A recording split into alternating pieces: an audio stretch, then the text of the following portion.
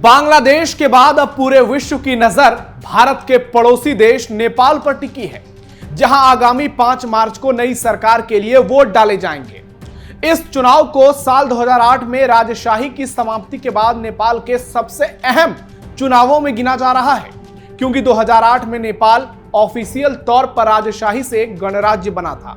लेकिन उसके बाद से देश लगातार राजनीतिक अस्थिरता, गठबंधन सरकारों और भ्रष्टाचार के आरोपों से जूझता रहा है। और कुछ महीने पहले काठमांडू की सड़कों पर जो भयंकर प्रदर्शन हुए, उसने पूरी दुनिया को हिला दिया। इसलिए आगामी चुनाव पिछले साल हुए जेनजी एंटी करप्शन प्रदर्शन के बाद हो रहे हैं, जिसने तत्कालीन पीएम केपी शर्मा ओली की सरकार को न सिर्फ गिरा दिया था, पूरी तरह से नेस्तनाबूद कर दिया था, बल्कि हालात ऐसे बना दिए थे कि प्रधानमंत्री को आवास छोड़कर हेलीकॉप्टर से भागना पड़ा था। और इस आंदोलन में शामिल कई लोग अब खुद चुनावी मैदान में अपनी किस्मत आजमा रहे हैं। नेपाल में समीकरण बदल चुके हैं और स्थिति भी। ऐसे में सबसे बड़ा सवाल यही है कि अब कौन बनेगा नेपाल का अगला पीएम। रेस में सबसे आगे हैं बालेन शाह, या फिर जो और नेता हैं उनमें से किसी और की किस्मत चमकेगी। नमस्कार, टर्निंग पॉइंट में आपका स्वागत है। मैं हूं नवेंदु और आज बात करेंगे नेपाल की, जहां प्रधानमंत्री के चुनाव से पहले माहौल एक बार फिर से गर्मा गया है। बांग्लादेश के बाद अब नेपाल की बारी। 5 मार्च को नेपाल के भविष्य का फैसला। जेनजी बनाम पुराने चेहरों की लड़ाई। कौन मारेगा नेपाल चुनाव में बाजी। नेपाल में बीते साल हुए हिंसक विरोध प्रदर्शन में केपी शर्मा ओली की सरकार गिरने के बाद पहली बार चुनाव हो रहे हैं। नेपाल की अंतरिम सरकार 5 मार्च को आम चुनाव कराने जा रही है। नेपाल के इस चुनाव में जिन चेहरों ने न सिर्फ देश बल्कि पूरी दुनिया का ध्यान खींचा है, उनमें एक अहम नाम बालेन्द्र उर्फ बालेन शाह का है। भारत में इंजीनियरिंग की पढ़ाई करने वाले और रैपर से नेता बने बालेन शाह को नेपाल के अगले पीएम के तौर पर देखा जा रहा है। कई पोल ये मानते हैं कि वो इस वक्त नेपाल के पीएम पद के लिए सबसे ज्यादा लोकप्रिय हैं। रिपोर्ट्स के मुताबिक बालेन शाह ने बीते 3 साल में नेपाल की राजनीति में बहुत तेजी से पहचान बनाई है। साल 2022 में राजधानी काठमांडू के मेयर बनकर राजनीति में धमाकेदार तरीके से कदम रखने वाले बालेन शाह को 5 मार्च को होने वाले आम चुनाव के बाद नेपाल के अगले पीएम की रेस में सबसे आगे माना जा रहा है। वैसे तो आगामी नेपाल चुनाव पर बहुत भरोसेमंद ओपिनियन पोल नहीं आए हैं, लेकिन कई पॉलिटिकल एनालिस्ट और लोकल मीडिया बालेन शाह को पारंपरिक पॉलिटिकल एलिट को किनारे करते हुए प्रधानमंत्री पद के लिए सबसे आगे बता रहे हैं। काठमांडू यूनिवर्सिटी के प्रोफेसर विपिन अधिकारी का कहना है कि बालेन शाह इतने पॉपुलर हैं कि काठमांडू को उनका शहर बताने वाले पोस्टर बसों पर दिखना आम बात हो गई है। विपिन के मुताबिक अगर बालेन शाह सत्ता में आते हैं तो ये उस आदमी के लिए बड़ी बढ़त होगी जो रैप म्यूजिक से राजनीति में आया और अपनी पॉपुलैरिटी का इस्तेमाल करके सबसे ऊंचे पद तक पहुंच गया, जो नेपाल की पॉलिटिक्स को एक नया रूप देगा, जहां अब तक सिर्फ पुरानी पार्टियों का दबदबा है।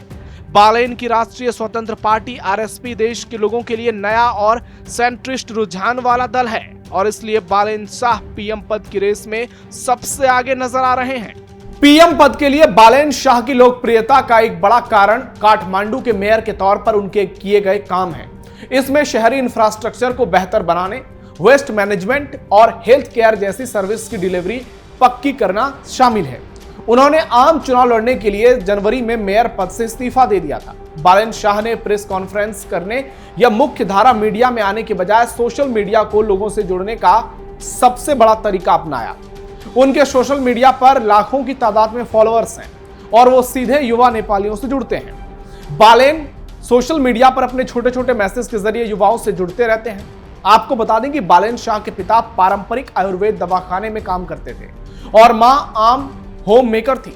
नेपाल में सिविल इंजीनियरिंग में अंडर ग्रेजुएट डिग्री लेने के बाद बालेन शाह ने दक्षिण भारत में स्ट्रक्चरल इंजीनियरिंग में मास्टर डिग्री की पढ़ाई की।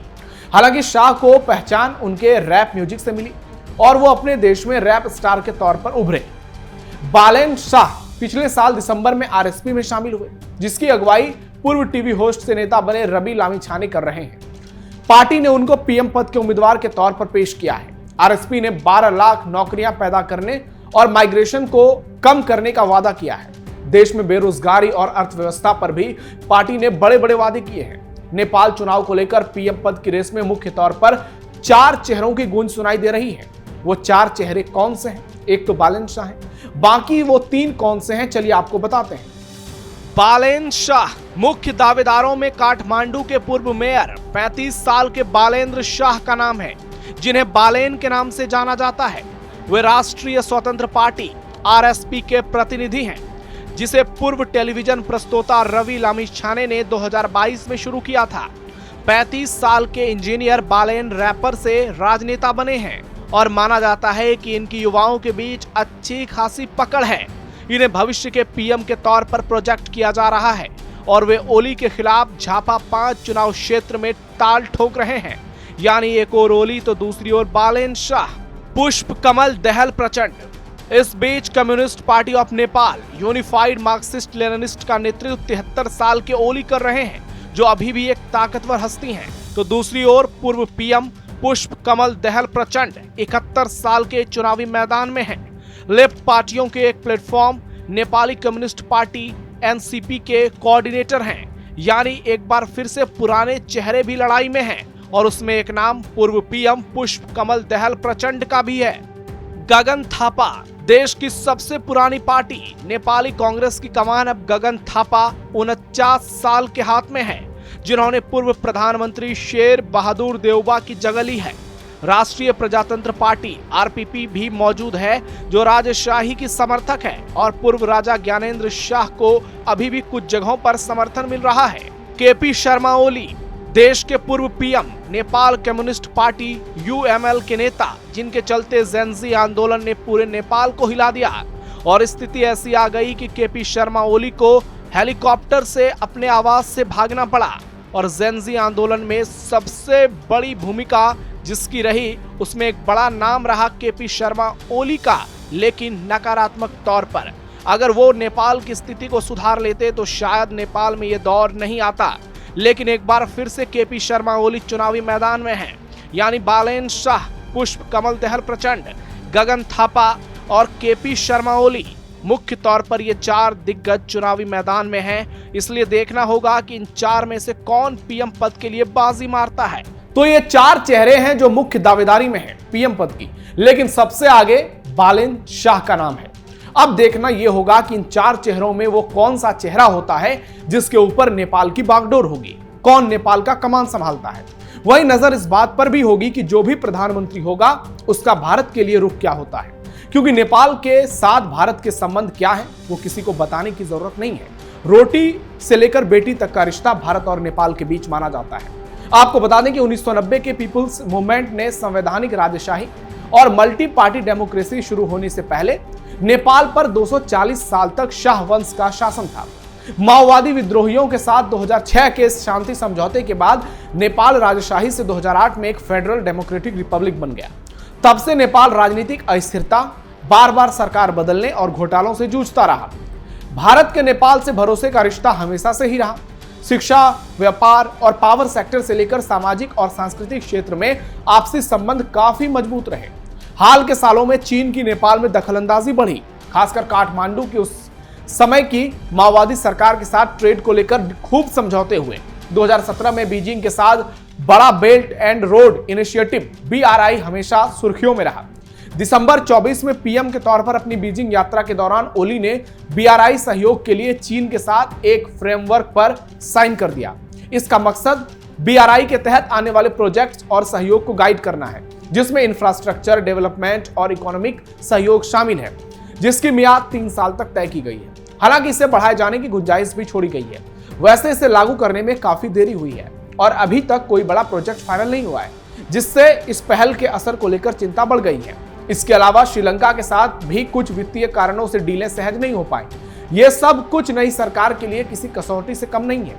मार्च 2026 का चुनाव इस बात की कसौटी माना जा रहा है कि क्या नेपाल की युवा पीढ़ी पारंपरिक राजनीतिक ढांचे को बदल सकती है, या क्या ये नतीजे नेपाल की विदेश नीति को भी नई दिशा दे पाएंगे। और एक बात तय मानकर चलिए कि आगामी चुनाव में नेपाल में पीएम मोदी और भारत की भूमिका बहुत बड़ी होगी।